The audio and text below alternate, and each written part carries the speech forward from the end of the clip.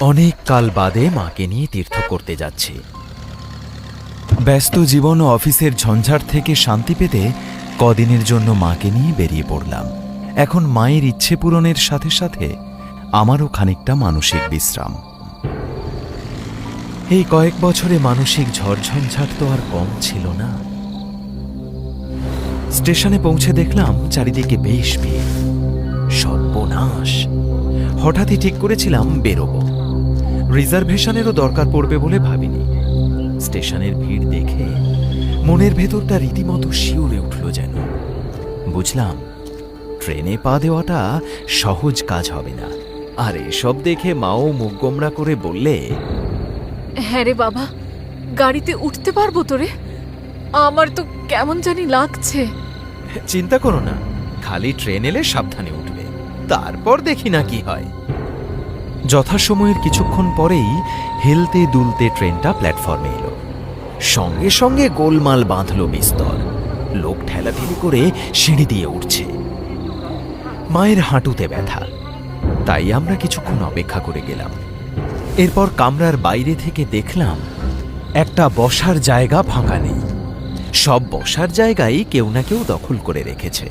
বাবা অমল, এবার মনে হয় আর তীর্থযাত্রা হবে না। ফিরে চল বাবা। এই অঘ্রাণের ঠান্ডাতেও ঘামে ভেজা কপাল মুছতে মুছতে হতাশ চোখে এদিক ওদিক তাকাচ্ছে।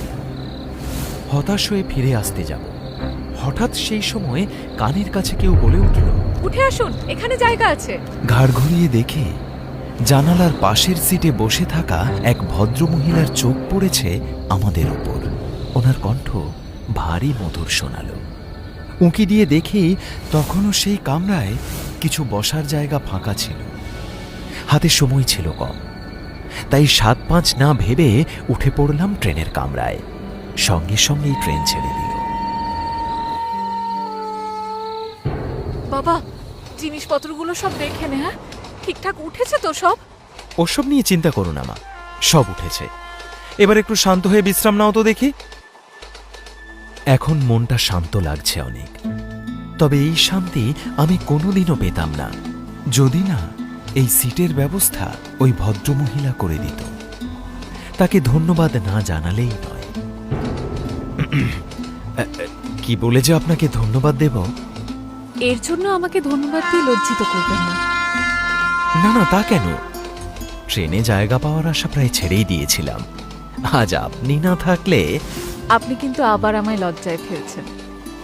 আচ্ছা আচ্ছা, বেশ, আর বলছি না। তবে অনেকদিন পরে এই বেড়ানোটা আমায়